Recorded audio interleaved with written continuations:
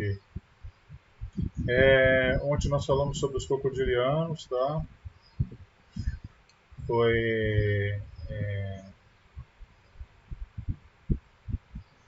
morfologia, anatomia, classificação, né?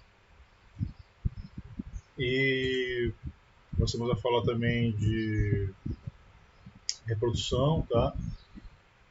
E aí, só para recapitular aqui, que eu já comentei lá, né? A questão que eu me perdi aqui, me enganei, mas só confirmando que a temperatura tem influência, sim, na determinação da temperatura dos filhotes, tá? Então eu tinha mostrado aí a diferença de ninhos, tá? Entre crocodilide e aligatoride, né? E sim, a determinação do sexo depende da temperatura, tá? A determinação cromossômica ela vai aparecer em aves, tá? Em mamíferos.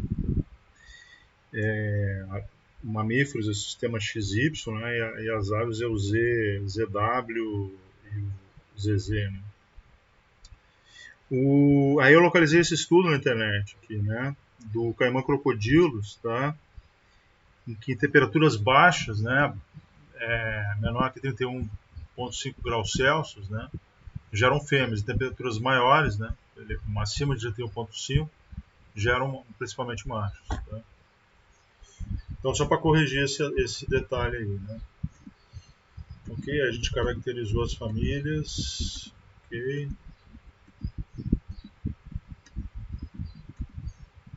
A gente viu as diferenças. Falamos das características fisiológicas, comportamentais, questão da endotermia, ectotermia, tá? A diferença de dentição. Aí, acho que eu não tinha mostrado essa matéria, que eu localizei depois, né? Os crocodilos têm a maior mordida, né? A mordida mais forte do reino animal, né? De acordo com os cientistas, né? Que fizeram esse estudo de 2012, que a mordedura do crocodilo de água salgada, né? Aquele australiano, né? Ele tem pressão de até 1.678 quilos, né? Mas os que viviam, né, há 85 milhões de anos, os cordilhanos mordiam 2 vezes mais forte, né?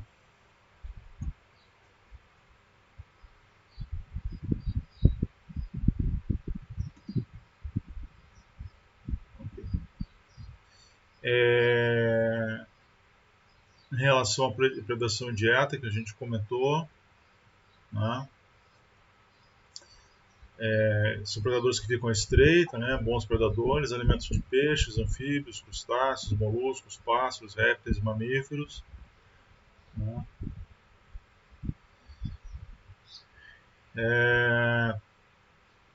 Aí uma matéria, né, de um aligatorídeo gigante, né, passeando num campo de golfe lá na Flórida, né? Então, às vezes acontece isso, né, deles saírem, são terrestres também, né? Então eles saem às vezes da água, né, e fazem uns passeios assim, né? As pessoas têm que tomar certo cuidado, né? Tinha comentado do sistema circulatório, né, 4 cavidades, né, a questão do forame de Paniza, né, que faz a mistura do sangue oxigenado e desoxigenado fora do coração, né, permite essa mistura. Isso está relacionado com a apneia, né? Então, a ectotermia e a apneia, para poder ficar um bom tempo sem respirar, né? A questão da temperatura influencia, né, no metabolismo e no batimento cardíaco, né? Comportamento, só para complementar, a gente fala um pouquinho da questão lá da ovopostura, cuidado parental, né? Então, são os répteis mais sociais, gente, tá? Então, eles congregam em certas porções do rio durante a alimentação e banho de sol, né? O crocodilo de água doce ele é altamente territorial e agressivo. Tá? E acontece também hierarquia social entre eles. Tá? Os machos maiores e mais pesados têm acesso aos melhores lugares de sol, e eles brigam por isso. Tá? E um empurrando, dando rabada no outro, né, com a cauda. E sol é importante. Né? Falando em sol, né, então são ectotérmicos, né, então dependem muito desse banho de sol. Né? Talvez vocês já tenham ouvido falar, não sei, mas eles, às vezes, quando eles estão doentes ou com uma certa infecção, né, eles se expõem mais ao sol. Né, com isso, eles procuram elevar a temperatura do corpo um pouco mais ainda. Né, uma tentativa equivalente a uma febre.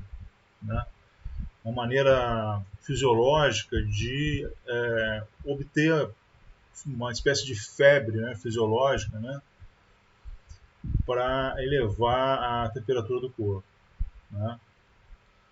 Nós, quando temos uma infecção, o nosso sistema imunológico, né, o nosso organismo responde provocando a febre. Né. Uma tentativa aí de ferver as bactérias, né, o agente infeccioso. Né. Claro que debilita o nosso corpo, mas é uma melhor resposta. Né.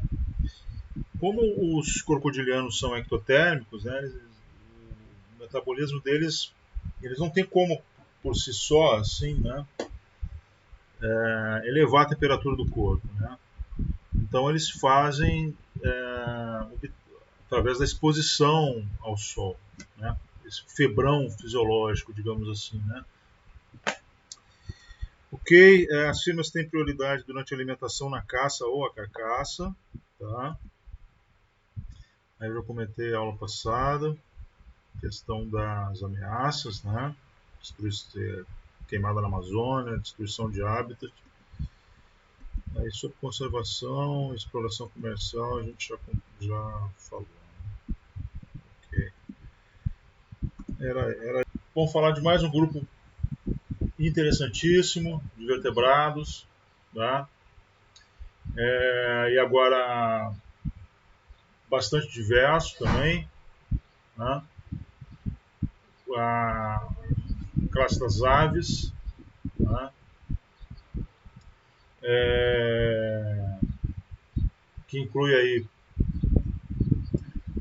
muitas formas, né? E muitas aí representadas, né, em muitas animações e desenhos. Aí, né, então o slide mostra aí primeiro o carcará ali à direita, né, esse falconiforme, né, e uma outra ave ali também é um falconiforme, e representantes aí digamos assim, das aves nesse universo aí da zoologia cultural, né? Caso aí do desenho do rio, do Happy Feet, do Chicken Little, do Pica-Pau, né? Acho que um dos mais antigos aí representados. Bom, aí eu pergunto para vocês, como é que se reconhece e caracterizam as aves? Creio que não seja muito problemático, não.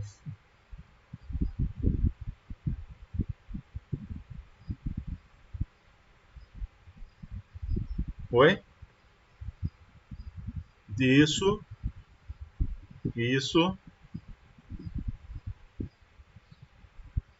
Também.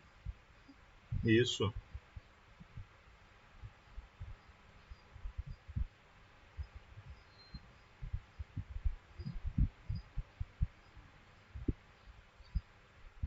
Isso.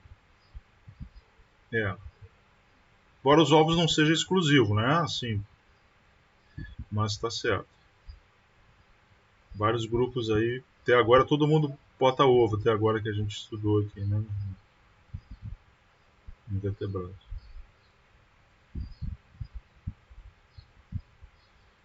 Bom, basicamente são essas aí que vocês comentaram, né? Apenas asas,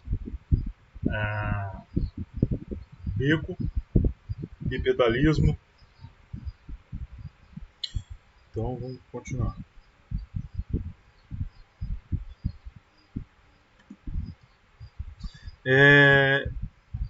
Energia.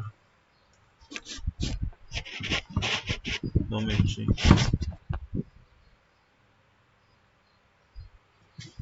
Pronto.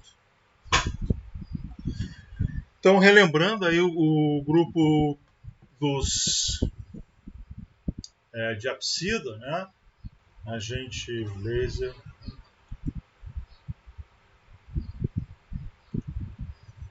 A gente estudou os Lepidosauria, lagartos, cobras, né? Tuatara. Recentemente começamos o estudo dos Archosauromorpha, no caso com os crocodilianos. Tá? E os Archosaura, né, a gente comentou na aula passada as características chaves, né, sinapomorfias dos Archosaura. Vocês estão lembrados e lembradas? 3 características.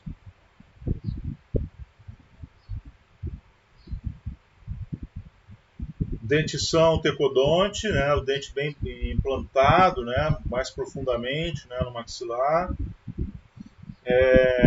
na mandíbula maxilar. As fenestras anteorbital e a fenestra mandibular. E o quarto trocânter, certo? Olha lá, se lembre lá, as 3 características sinapomorfias do Archosaura. E aí a Archosaura está dividida em 2 grupos, né? Os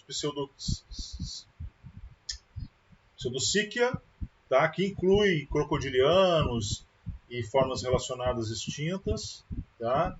E os Ave metatarsalia, tá? Que inclui aves e dinossauros e relacionados, tá? Então atentem aqui ao vermelho, que a gente está aqui agora, dentro desse clado aqui vermelho, certo? Então, estamos aqui de novo, tá? Esse cladograma, o clado Archosaura, tá? Em vermelho, aqui destacando, tá? Já incluindo fósseis, tá? É o Ave metatarsalia, tá? Que inclui aves e vários dinossauros, né? Inclusive o pterossauro, tá? Esse réptil que alcança o voo, né, no Mesozoico. Então é praticamente o primeiro vertebrado que alcança a capacidade de voo, tá, no Mesozoico. Tá? Então tem várias linhagens aí de reptília, né, de arcossauro do Mesozoico, tá? Que é muito interessante. Então o pterossauro alcança o voo e teve formas que retornaram para a água. Tá?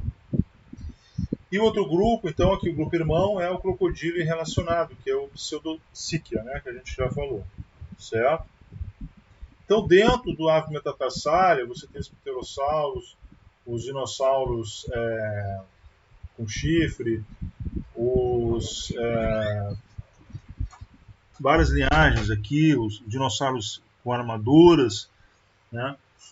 Mas basicamente nós temos 2 grupos, tá, dentro dos dinossauros.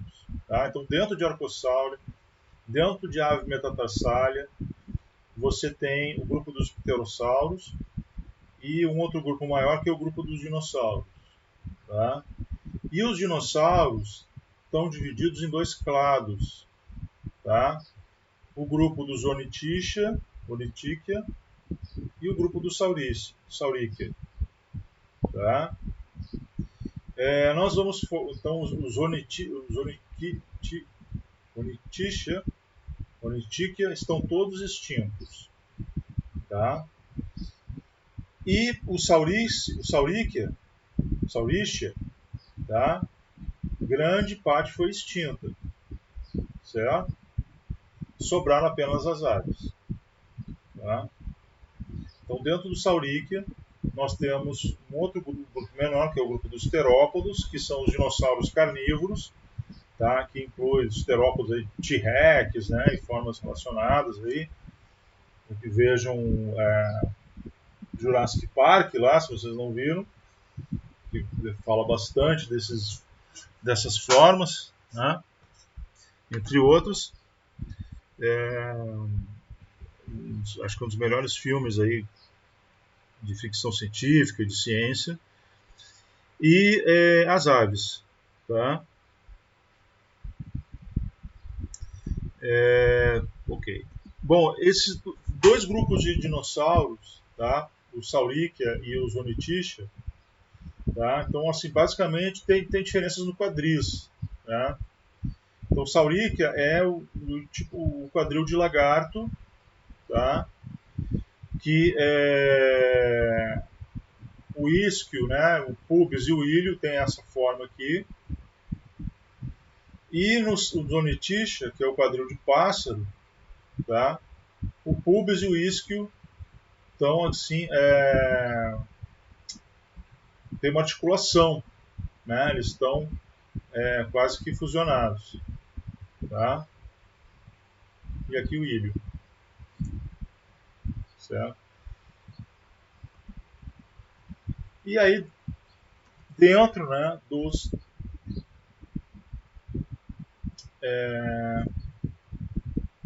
terópodos, né, nós temos as aves. Então é um grupo diverso, tá? Com 10.500 espécies reconhecidas que habitam todas as regiões, grandes regiões biogeográficas do mundo, praticamente. Tá? Já comentado aqui, sinapomorfia, característica-chave, né? O surgimento das penas, tá? O que ela permite? Isolamento térmico, comunicação visual, tá? Então, o que são penas? Né? São estruturas queratinizadas, tá? Na verdade, derivadas, altamente derivativas de escamas, né? De escamas modificadas. Tá? Então, as penas podem auxiliar, né, em outras funções, como, por exemplo, a produção de som, a proteção via camuflagem, a impermeabilidade, transporte de água, né, sensação tátil, escuta e até no suporte do corpo. Né?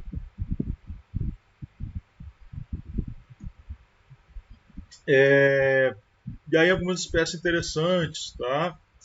O Carpones cuculata, que é endêmico da Amazônia, né?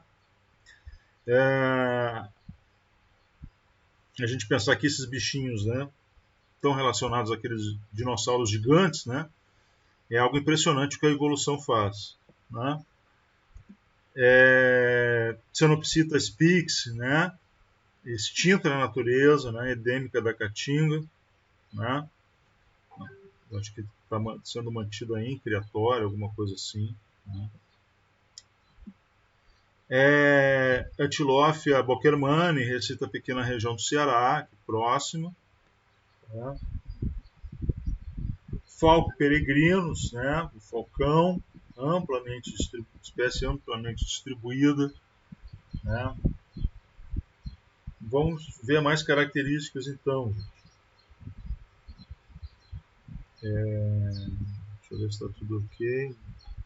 Questão no chat.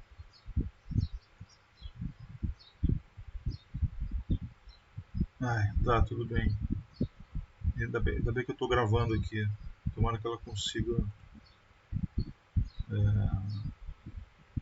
acompanhar.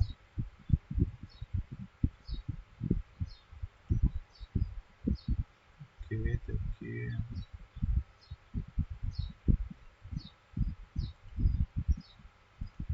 Tá.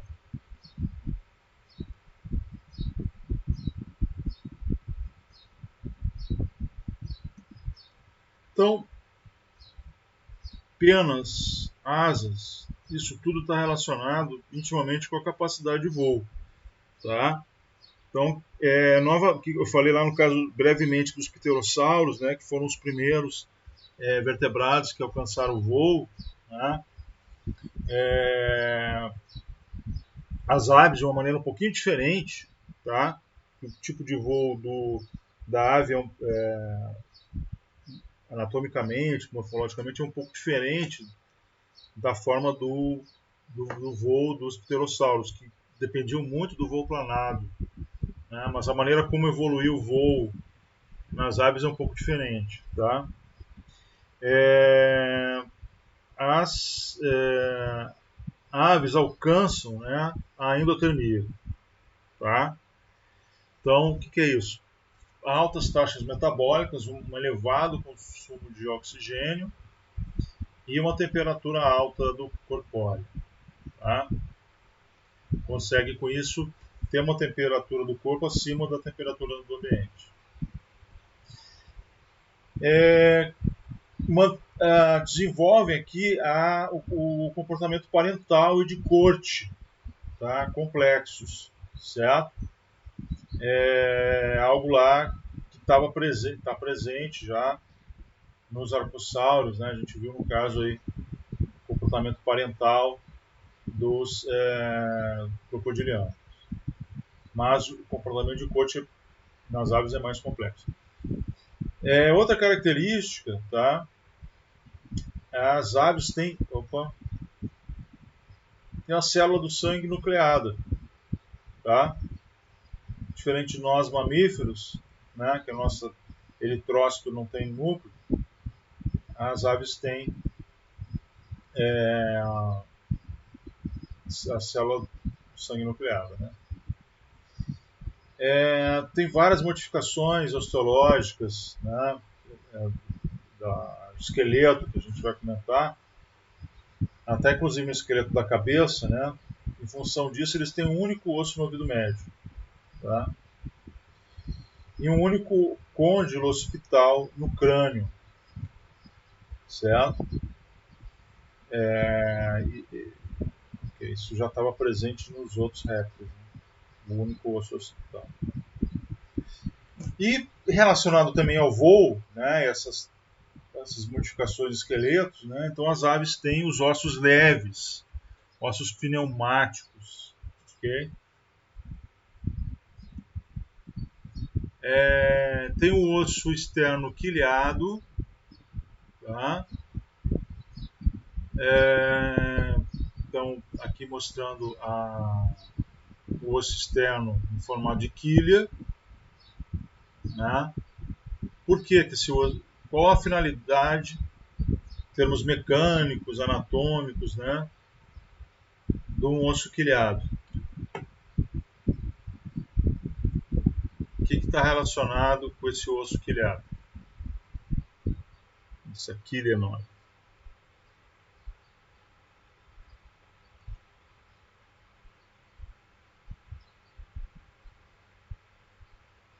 Alguém aqui já dissecou, já preparou frango, peito de frango, né?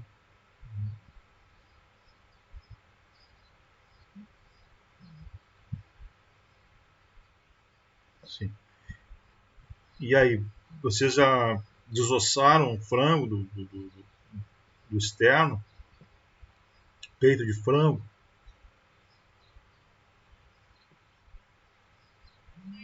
Vocês devem ter percebido. Desculpa. Devem ter percebido aquela quilha enorme do externo, né? E ali, qual é o músculo que está inserido ali? É o músculo do peito de frango, né? É o músculo do peito de frango. E esse músculo, ele está inserido aonde também? Está inserido nos membros, né? Então é um músculo que dá, é o músculo do peitoral, ganha uma grande área de inserção na quilha, né, no externo, para conferir força e explosão no movimento dos membros, das asas, certo? Então, o osso é quilhado porque há esse aumento aí do músculo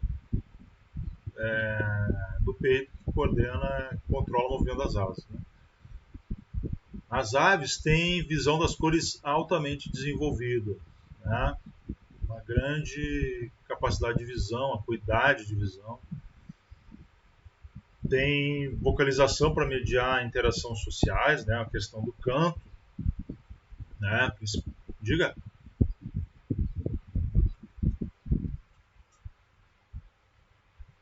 Isso.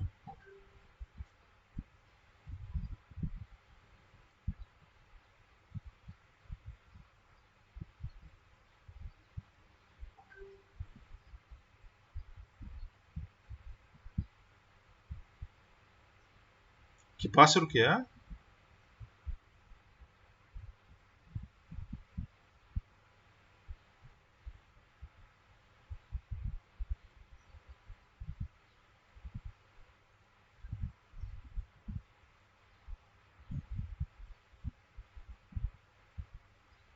Legal, tenta tirar uma foto.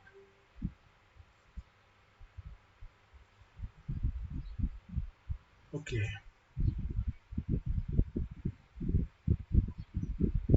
É, eles são espertos. Aqui em casa tem uns pardais que eles se alimentam aí da ração das cachorras, né? Então eles percebem que as cachorras estão meio afastadas, eles vão lá e começam a pegar um pedaço de ração, né? E é um pardal, né? É, o pardal ele chega bem perto, assim, né, da gente.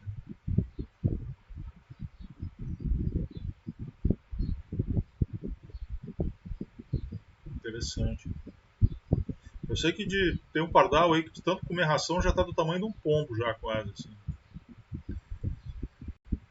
É, legal. É, então, as aves também são capazes de detectar e reagir a magnetismo, e isso é importante porque para a navegação, a questão da migração, né? Voos de longa distância, né? Então, as aves têm uma ancestralidade em comum, né, com os dinossauros terópodos, né, que inclui aí os tiranossauros, o mais badalado e conhecido aí da mídia, né, os carcarodontosauros, alossauros, dilofossauros, espinossauros, megalossauros, ceratossauros, herrerassauros, coelophyses. Tá? Então, esses terópoda, né, eles tinham um pescoço alongado e movem em forma de S. Como tem as aves ainda. Tá? Como tem adquiriram as aves, né, essa característica, né, em função dessa ancestralidade. E aí volta e meia encontram, né, um dinossauro novo aí, né, principalmente na região do Araripe, no Nordeste, né, aqui no caso foi na bacia do Bauru, né, um ceratossauro do Cretáceo, né, dinossauro da era Mesozoica, Gondwana, um terópoda, né, uns vespersauros, um novo dinossauro brasileiro. Saiu uns anos atrás aí essa matéria, né.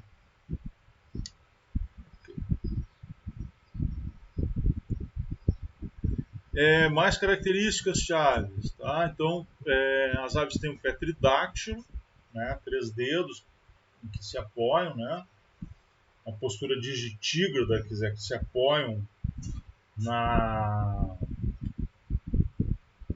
nos dedos, certo? E tem uma junta intentarsal no tornozelo, né? E os ossos pneumáticos ou ocos, tá? Então aqui primeira imagem aqui mostrando formas, tá? Mostrando as formas de garras, dos dedos e as garras, tá? E aí isso diz o que isso informa, né? Informa muito sobre o habitat, né, do animal, o comportamento, né, em que ele vive, né? Então tem formas que têm garras, né, para capturar presas, alimento, formas que têm membranas interdigitais, né, entre os dedos, tá? Então são formas aquáticas ou semiaquáticas, né? O caso aqui do avestruz, tá? Que tem os dedos, são 2 dedos no caso aqui, alargados, né? Que auxiliam para uma ave corredora, né? Ela não voa, né? Formas como a garra do pica-pau, né? Que tem garras para segurar nos troncos, né? Escalar os troncos. E aqui o jacanã, né?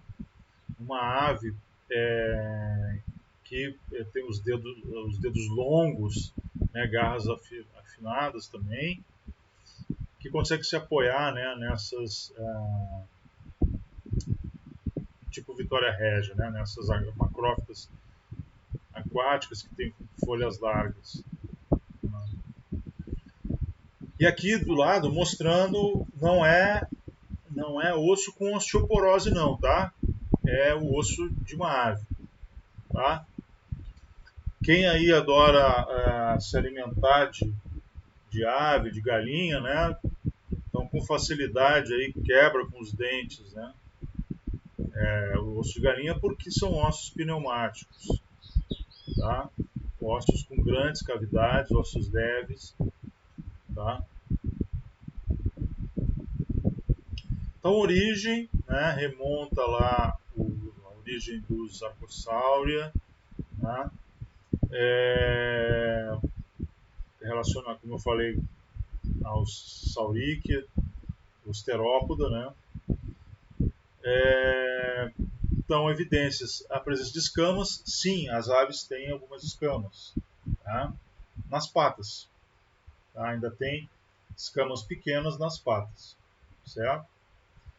Tem o crânio com côndilo occipital, como tem os demais répteis. Ovos com os mesmos anexos embrionários dos amniota e demais reptília, tá? E são uricotélicos, tá? Como fazem lá os répteis, certo? Excreção com ácido úrico, tá? Então aqui embaixo, né? Formas relacionadas às aves, né? Os ceratossauros, os Deinonychus, né? Do início, ceratossauros do final do Jurássico, o do Deinonychus, início do Cretáceo, e em seguida aí já vamos falar o Archaeopteryx, tá? Do final do Jurássico, tá? E aqui já a imagem já traz uma informação aqui, tá? Olha, veja que essas duas formas, né, são bem maiores, né? O ceratossauro aí, poxa, chegava a quase 10 metros. Não, acho que uns 7 metros por aí. O Deinonychus, um pouco menor, bem menor, né? 2 metros por aí. E aqui o Archaeopteryx, né, não chegava a 50 centímetros. E aqui traz uma informação imagem, né, o crânio pedomórfico. Tá? Pedomórfico quer dizer formato infantil de criança. Tá? É tipo jovem, né? Crânio jovem, formato de crânio jovem de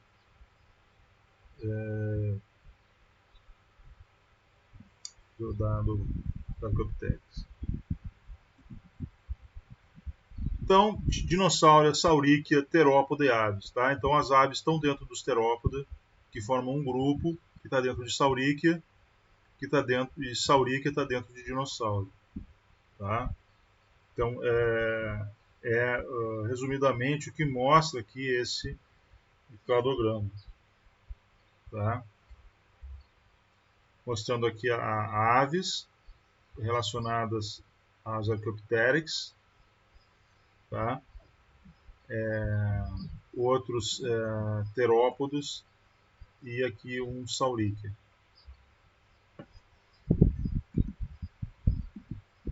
Então, evolução, tá, das aves. Então, um fóssil aí para a gente entender bem a origem das aves, né, é falar dessas formas dos Archaeopteryx, tá? O fóssil, o primeiro fóssil aí que se encontra de Archaeopteryx, ele de data de 147 milhões de anos. Tá? É um animal voador que morre, submerge uma lagoa rasa na região da Baviera, tá? Aí todo o processo, né, de fossilização e preservação. E em 1861 se descobre, tá, esse fóssil de Archaeopteryx, tá, do tamanho de um corvo, e se detectou, né, características interessantes, assim, né, que despertaram muita atenção. Por exemplo, ele tinha o crânio como o das aves atuais, tá, mas bico com pequenos dentes, tá, em alvéolos. Tá? Então, dente alvéolo quem tem? É arcossauro, crocodiliano, tá? Como nos répteis. O esqueleto tinha um esqueleto de réptil com longa cauda óssea e dedos com unhas e costelas abdominais. Tá? Então, a interpretação da época é que era um réptil, mas apresentava penas. Tá? Aqui a imagem, a foto desse fóssil, tá? O Archaeopteryx litográfico. Tá? De lá para cá, de 1861 até hoje, né, se encontraram mais algumas formas aí de Archaeopteryx. Né? Então, de fósseis, né, já se encontraram 7 espécies, né? E mais recentemente foi encontrado em 92. Né? Então, aqui é uma representação colorida, tá, da Archaeopteryx. Né? Olha só o tamanho da cauda, as penas, as patas com as garras, né? Uma cabeça que lembra muito de um réptil, né? Mas é um bico com dente. Tá? Aqui ó, outra foto também desse fóssil, né? Que está lá no Museu de Belém, no Museu de...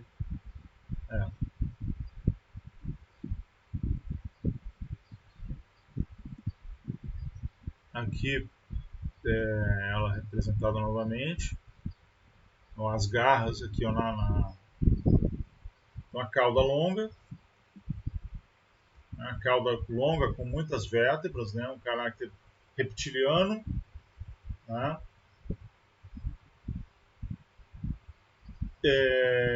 Penas, o caráter derivado. Olha seu membro anterior ó, com garras nos dígitos. Tá? Caráter primitivo, reptiliano. O bico, um caráter derivado, mas porém ainda com dentes. Né? Então, os dentes, né, representam o caráter reptiliano ainda. Então, aquela história, né?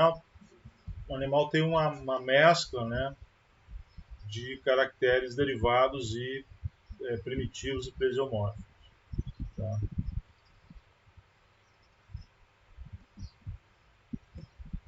Aqui a filogenia dos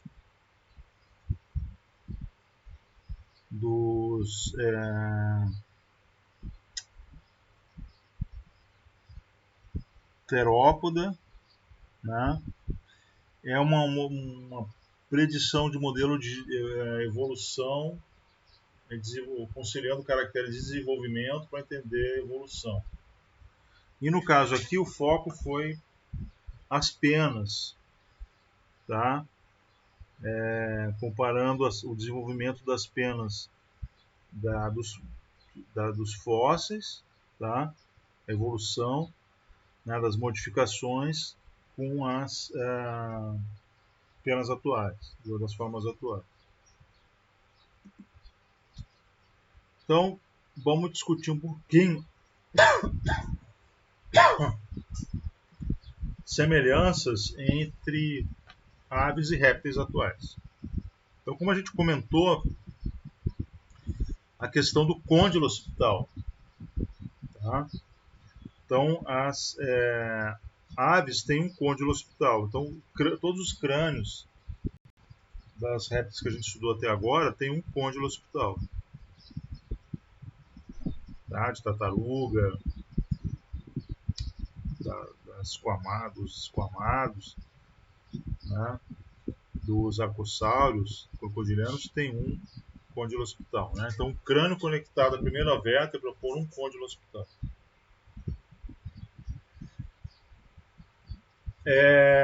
E o que isso permite, um côndilo occipital, em termos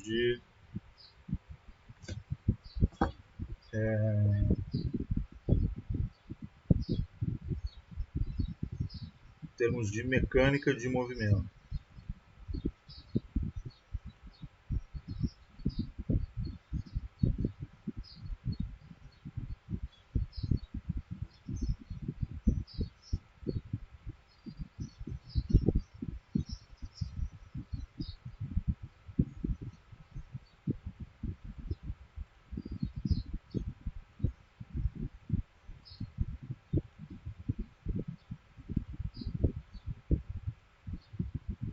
Deixa eu ver o que está presente.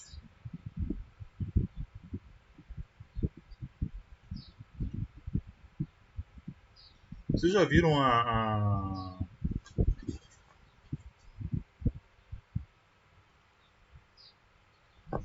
o giro do pescoço de uma coruja? Então, Ana Freitas, Antônio Pedro, Evelane, Isabel, Maria Santos, Maria Vasconcelos, Sardes e Santos. Parece, né? E isso é em função desse côndilo occipital. Tá? O côndilo, ele permite esse giro, né? Esse único côndilo permite essa grande flexibilidade, assim, a rotação da cabeça, né? De um lado tanto para o outro, né? E a coruja aí chega quase aí aos 360, né?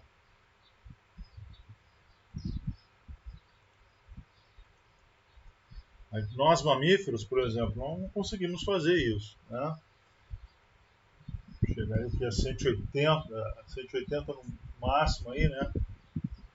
Porque nós temos dois côndilos, né? Então isso impõe a limitação aí de giro de pescoço, né? De cabeça. Bom, as aves têm um único osso no ouvido médio, como foi comentado, que é o estribo, tá? A mandíbula é composta por 5 ou 6 ossos. Os excretas se dão na forma de ácido úrico, né? E ovos com muito vitelo, certo?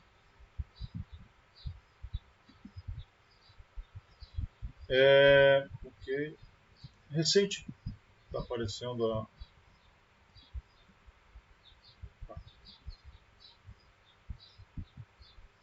Okay. Tá. Eita, me perdi.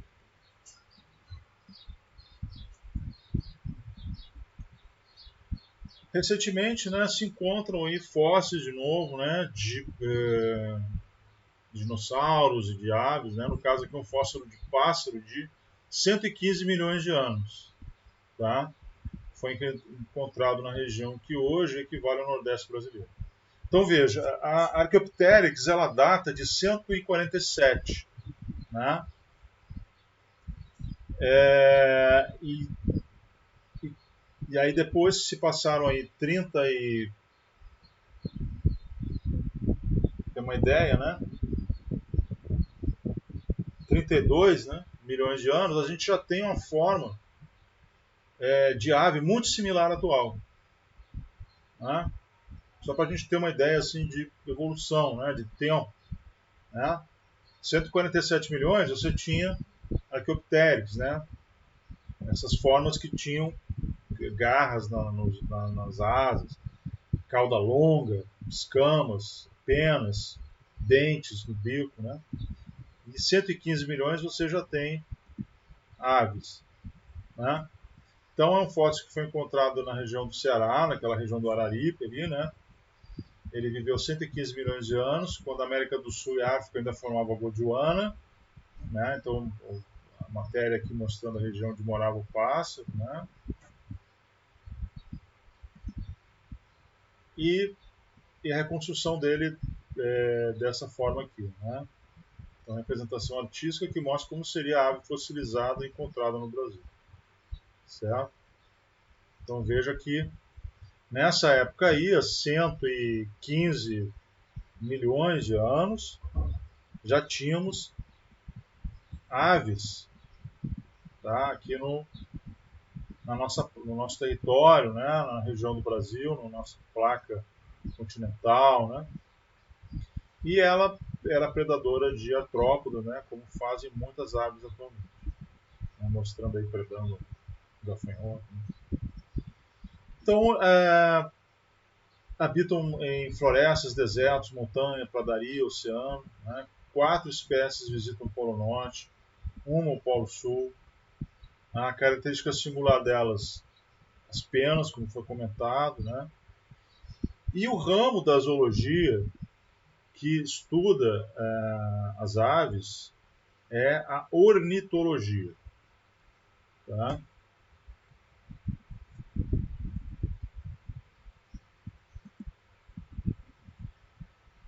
Então, as aves são amniotas, são animais endotérmicos.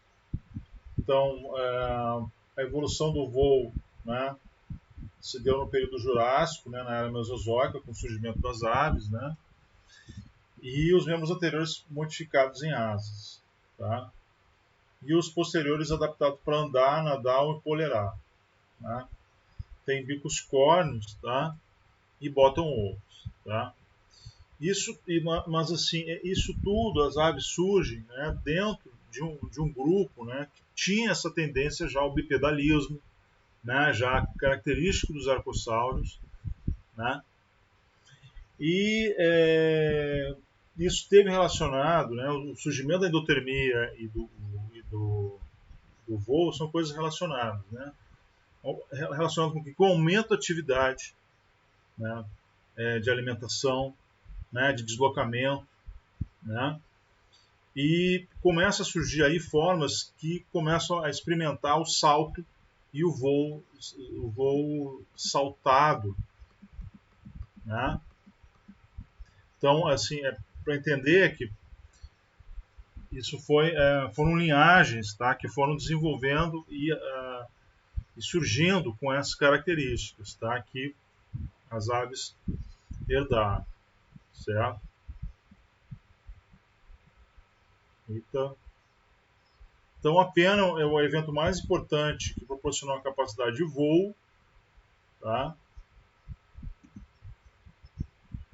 Então, o que elas têm? Elas formam um revestimento leve, flexível, né, resistente, com inúmeros espaços aéreos. Tá? Então, esses espaços aéreos, né, ar armazenado dentro da pena, funcionam como um isolante térmico. Certo? Então, as penas das asas e cauda formam uma importante superfície de sustentação da ave, né, no voo. Então, por esse motivo, né, devido a um intenso desgaste que sofrem, as aves são muito cuidadosas na sua manutenção. Tá? Então, é um custo energético, né, energético e material grande para a ave produzir penas, tá? Demora. Então, ela investe no cuidado, né, das penas, tá? Porque sem pena vai perder calor, fica desprotegido e complica o voo. Tá?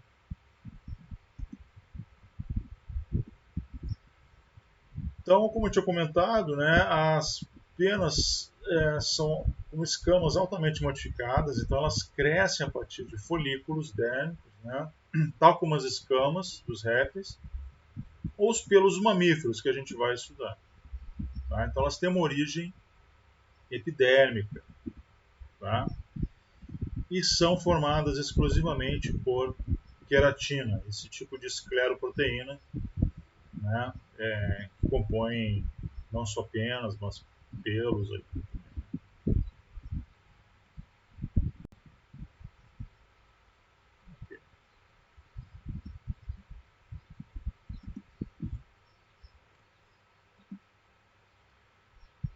Então, com exceção das avestruzes, pinguins e algumas outras aves completamente cobertas de penas, elas só crescem em certas partes do corpo, né, entre as quais existem espaços vazios.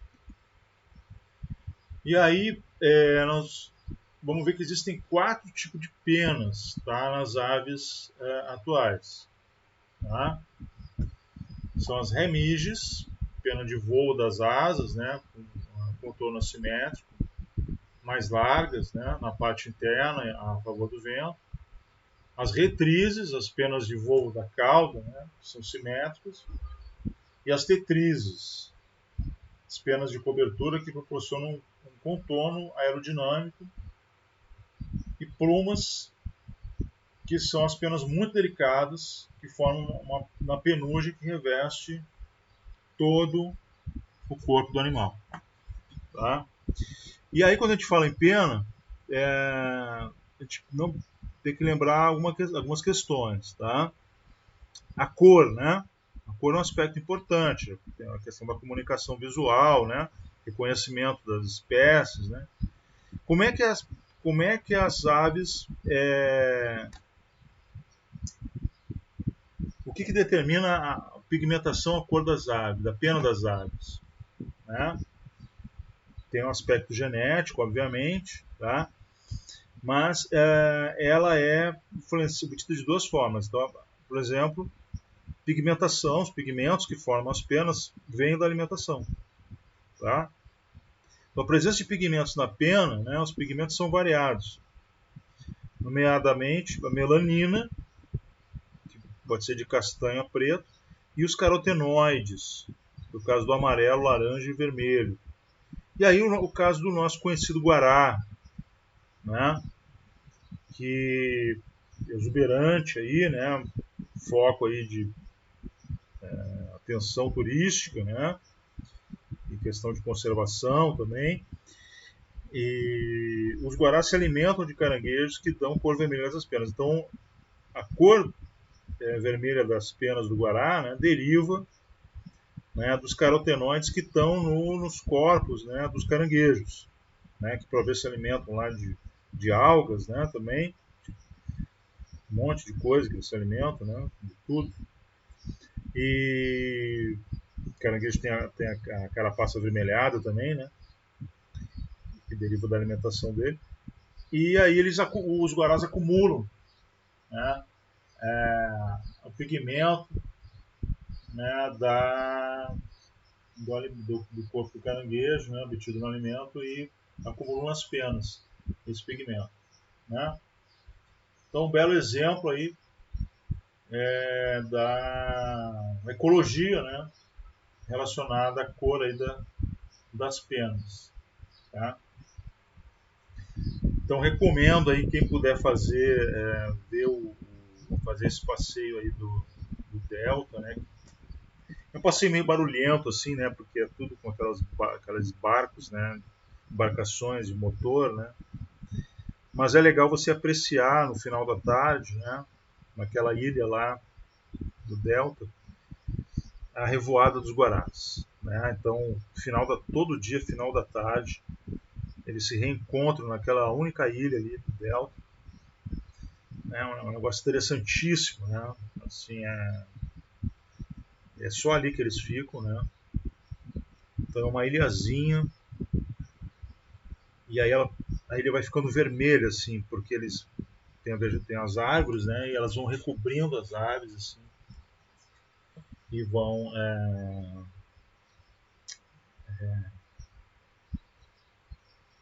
e aí eu encerro o pôr do sol, encerro o dia ali, né? Muito bonito, vale a pena. É o que vale do passeio ali, né? Que é uma barulheira, aqueles barquinhos tudo ali, né? Aí o pessoal chega, né? O ser humano é brabo, né? Chega, barulheira, né? Aquela coisa, né? Assim, difícil as pessoas ficarem quietas para observar um fenômeno desse interessante. Gente, então é isso.